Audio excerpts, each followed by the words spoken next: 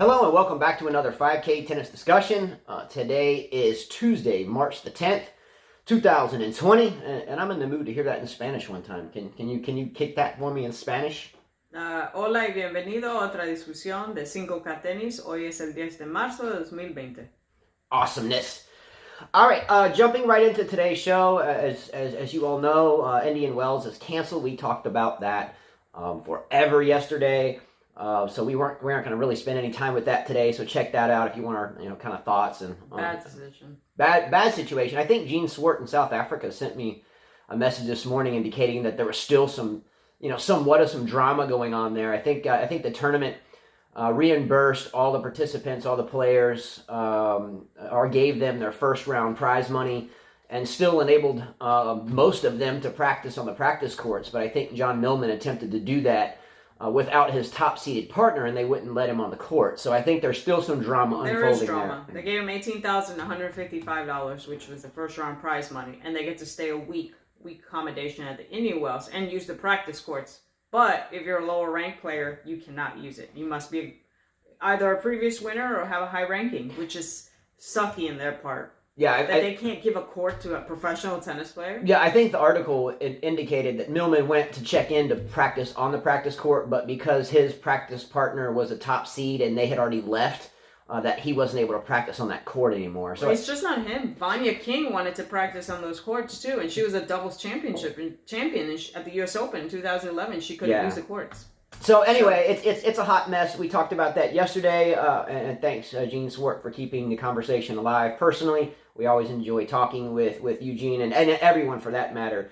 So moving forward, though, this is a good topic. We've brought this topic up a ton of times over the past year and a half on this show, and that involves Roger Federer, his logo, why it became an issue in the first place, why it continues to be.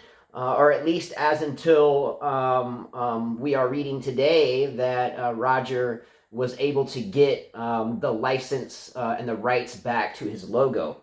So real quickly, let's talk about that. The logo, in case you don't know, is like the one I have here on my head. So how this kind of came to be in the first place is in around the 2008-2009 timeframe. Nike kind of grabbed an idea for a logo, agreeably, from something that Roger's wife Mirka had designed for some fragrances released by Roger Federer back in the 2003 timeframe. And around 2008-2009 timeframe, if you guys remember the 2009 Wimbledon final with Andy Roddick. I think it was like 9-7 in the fifth. Roger Federer comes out in this cardigan, and he might have wore it against Nadal in 2008 final. I can't recall, but he came down with the cotton button-down cardigan sweater, and it had the gold logo here, and that was kind of when his logo jumped on the scene and started taking over hats and shorts and shirts and shoes. But let's show everyone a picture. I sent you a couple of pictures earlier, Carla, of the logo that was on the fragrance bottles designed by Mirka. Also, the logo as it was cleaned up by Nike, and then a picture of that cardigan sweater that kind of started the ball rolling. All right, so what do you got first? I'll show the one that Mirka had designed. All right, so look on that bottle. I circled it in green. You can kind of see the R and the F there. That's ugly. On that logo. Yeah, that is not the best logo. So around the 2008-9 timeframe, Nike began to work with Roger Federer at Roger Federer's request to help him streamline the logo, make it more, I guess you could say, marketable. And Nike came up with the clean, crisp Roger Federer logo. That's the same logo I have tattooed on my back, by the way. Yeah, it's a nice logo. Okay, so lastly, though, will you show them the picture of that cardigan sweater? Oh, I did. I showed both, but here's the sweater. All right, so we all remember the sweater, right? Kind of grampish sweater.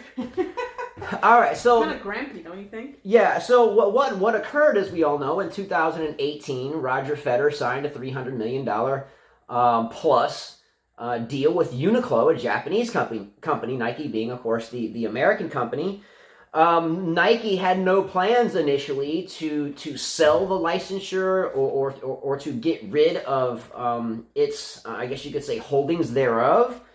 And I understand that from a business perspective. Let's say hypothetically, Nike had a $500 million worth of merchandise out there on stores and shelves, online stores, warehouses, etc., with that logo on it, and their logo on it as well. The Nike swoosh, and like on this hat, it's got the Roger Federer logo on it, and then on the side it has a Nike symbol on the side, right? And some of them will say Federer on the back. This was one of the original ones, hence the rips in it, and it says Nike Fit on the back. But later there would be a Federer here and then an RF tag right here instead of the RF flap.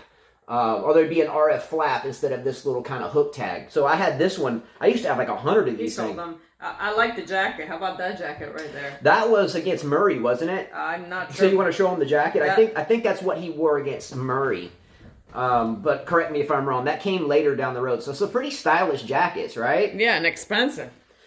So I don't blame Nike at from the onset wanting to say, hey, wait a minute, you kind of came to us and we both agreed to work to one another. Your logo looked like diagram A, which was the theory was there, the RNF was there, but it wasn't even close. So for someone to not work out a contract with the company, they go sign $300 million elsewhere. I think the litigation behind the scenes would fall into the trade or the person that has that trademark license, so they can at least get rid of merchandise that has been stacked up to the ceiling. And I think there is some legality behind it. I think once a trademark has not been in use and there not be any dollar sales behind it, I think after a period of 5 years, I think that trademark can reset. Correct me if I'm wrong. I'm no attorney. Did you right? know he had a vest too? I don't remember. I don't remember the vest. Wow, this guy is stylish. You got to show that one. I never saw the vest. Who's gonna wear a vest to play tennis? It's all marketing. Tell me, which one of you guys are gonna wear this to go play tennis? I'd be scared that the ball is gonna get it dirty. Yeah. So I mean, if it wasn't for Nike, you can't assume. You can only assume that Roger wouldn't be putting out these cardigans and vests and so forth on the design of Mirka's pen. Maybe so, maybe not. Look at the prices of some of these Nike shirts over the years with the RF logo. I've never bought any at full price. We've been lucky coaching and gotten discounts and so forth, but never would I dream of buying an $80 t-shirt or a $120 polo. I mean, when we play tennis, we get dirty, we're wiping our faces on it, we get mad, whatever. We're destroying those shirts on day one. So yes. I'm not going to go buy a $120 shirt to go wear on the tennis court. I prefer just a cotton t-shirt so I can wipe my sweat on it, wipe my grip, and not really care. But that's just me. But some of the Nike shoes are $140, $150 a pair, which, by the way, Roger Federer still rolls with Nike with that. So there has to be some cross-boundary litigation with that because Uniqlo doesn't offer the shoe. So Nike still dons I think it's the Nike Vapor Tour 10.5 now, I think, at this point in time. Mm-hmm. Something like that. I was just looking to get an idea what his stuff sells, his old stuff sells for.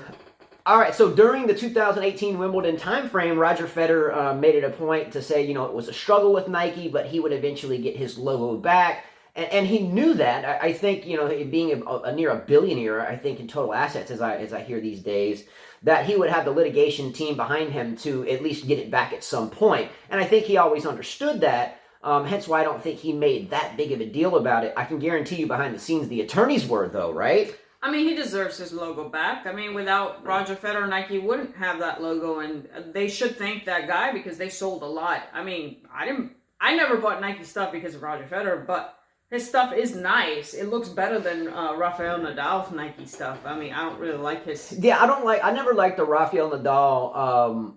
And I'm a fan, but I just don't like it. I prefer wearing even Djokovic clothes over Rafa's clothes. I didn't really care for the bull logo, and on the Rafa hats, there would always be like this piece of trim around the bill, and it would kind of arc up and around to the side, so it looked really weird. I have big ears like Dumbo. Sometimes, like I could fly in the wind. So on the Rafa hat, it would kind of come up and around your ear, and it would make my ears just look weird. Yeah, it's a weird fitting hat. Roger deserves his logo back, even though they helped him create it. I mean, they they did create it, but without him, they would have never created it. So. Yeah, and I kind of, the logo that Merca had, or the logo that Roger had, is the same type of theoretical logo that many companies have. Our 5K logo is similar. I wonder if I could find that cologne that... There's many that have that same kind of silhouette type stamp. I think Djokovic is even close. By the way, speaking about players like Murray and Djokovic and many others, LeBron James and Jordan, that have this iconic logo, athletes can find themselves in a ton of financial trouble, especially immediately post-retirement. This is something that happens quite often, especially in American football. Not soccer, but American football. These athletes will sign their personal or intellectual property over to these people that, they trust or, think that have their best thoughts of themselves in mind, but obviously they don't. They're thinking about themselves and their dollar and not the athlete's dollar, but sometimes younger athletes don't understand this. So, Carla, I sent you an article earlier that came from, and I want to cite this because it's not my words for sure. This article was written on August 30th, 2019, and it was on an online business type page that called Mondak, M-O-N-D-A-Q, Mondak, kind of like NASDAQ, Mondak. And it was written by someone by the name of Robert Weichert. And the context of this article was something along the lines of how this type of mistake made by younger athletes, or anyone for that matter, can come back and haunt people, why we should slow down making big-time marketing decisions when we're athletes, or anybody for that matter. And so I wanted to actually read a little bit of it, but the part that I'm reading of it isn't actually Robert's words. It's actually an attorney that actually has a quick quote about this whole type of situation, all right? So the attorney's name within the article is Michael. Is that Michael Resmer? Resmer? Yes. Okay, yeah. So Michael Resmer, he summarizes the following. Interestingly, the mistake that Federer made in his youth was avoided by other players such as Novak Djokovic. He registered a sign bearing his initials and his name, and it has the trademark registration number, thus avoiding entrusting his fate to giant sportswear producers. Strategy likes precision. A sporting career is a very fragile construct. It is difficult to predict how long it will last, so it requires a strategic view of the process of building one's personal brand, which includes protection of intellectual property rights. Over the past few years, Roger Federer has been playing in less tournaments, focusing more on recuperation. By doing so, he is able to extend his career without specifying when it will end. A dozen or so years ago, he probably did not envisage being an active player for so long, which might have influenced his decisions and the strategy he adopted for the protection of his exclusive rights. This could be why Roger Federer agreed that the trademark based on his initials should be registered in Nike's favor. Yet, despite past events, there are numerous signs that the parties to dispute will seek to reach a settlement through negotiation in order to avoid a court battle and unnecessary damage to their image. This is only more likely by the fact that the 38-year-old Roger Federer still competes in the most prestigious tournaments and prefers to save energy for his sporting endeavors. According to tennis experts, his career will definitely not end anytime before the Olympic Games in Tokyo in 2020. Now, this was written about a year ago, a little bit less than a year ago. Wow. A lot of you have asked me, how can I bear the Roger Federer name on a tattoo on my back? How can I be a fan? How can I wear a hat? And I say he won't win any more majors. He's just not. Here's an attorney that's telling you he's not playing very much anymore. He's staying in it, and he wants his trademark. So, again, he can further his business goals. And that's great. Everyone wants to be a businessman. And that's great. Most athletes are dumb businessmen. Yeah, so most athletes fail at that. So I applaud Roger Federer. I applaud his career, and he's still playing, yes, and he still is in the top 3, 4, 5 in the world, or wherever his rankings will fall to after all this. But in my opinion, he's not in it as 100% a player anymore. He's in it maybe 50% player, maybe 50% business, maybe 2% player, 98% business. That's your opinion. My opinion, though, is his game is now a business and not necessarily 100% gladiator, rip your throat out type deal. And that's just one of the reasons why. So this is just another prime example, though, of how many young athletes across all sports are victimized by big money big sponsorships. Now, at the same time, Roger and his team and wife and whoever signed the dotted line at that point in time. Sure, that long ago, he didn't realize he would be in the position he is now. Shoulda, coulda, woulda. You know, I wish. But he's got money, so he can fight that. Yeah, I mean, a lot of money, so much money that Nike probably is going to say, you know what, whatever, like it just happened. Yeah, I mean, if I hit an unforced error in the net, I mean, can I go grab the ball and take it back and replay the point? You know, it just doesn't work that way. So what did Novak do that was different? Novak never signed his trademark over. So when he got his trademark, it was his. So when he signed a deal with, let's say, Lacoste or whoever over the years, I think he's been with Uniqlo at some point too, wasn't he? I don't know. I think so. I think he's been with a couple others. He's Lacoste there? I remember. But before his injury, he was someone else. And has he always used a head racket? I thought he always did. I think he had a Wilson blade back in the day. Really? He had a Wilson blade. When I saw Novak at the 2007 U.S. Open, he was carrying a Wilson. But anyway, the logo's not on the racket. It's on the apparel. So what unless it's like a signature version, but you always own your signature because you signed it. So if it's like a pro staff. He did wear Uniqlo at one point. And he played with the Wilson racket at one point. But again, those don't carry the logo. A6. Novak Djokovic never signed away his personal initials like Roger Federer did. Anyway, you live and you learn. Maybe because of Federer's mistake, Djokovic learned from it. Who knows? But I think they still came about a little too close for them to realize this at that point. So what are your thoughts on that? Roger Federer looks to have his logo back. How is it going to feel looking at the red square with Uniqlo in it with the RF next to it? Is it going to be kind of mind-jolting? It's going to be different, sure, looking at that, because, I mean, I personally like wearing Nike because their clothes last longer, it feels better. Not because anybody wears it. I've tried other brands, and this brand lasts longer. When you wash it. I'm just thinking of economic.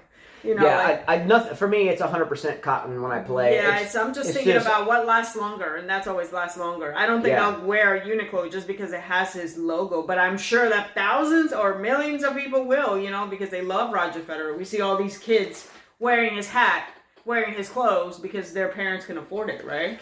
Exactly. But in my opinion, again, and I'm biased because we have 5 kids and we struggle as the rest of us do, I would no more pay $80 for a t-shirt than I would bite my own fingernail off and finger and sound like Sharapova when she hits a serve or Azarenka when she hits a drop shot. I wouldn't do it. I don't even think I spend that much on shoes. I always go to find the warranty shoes, and that's what I wear.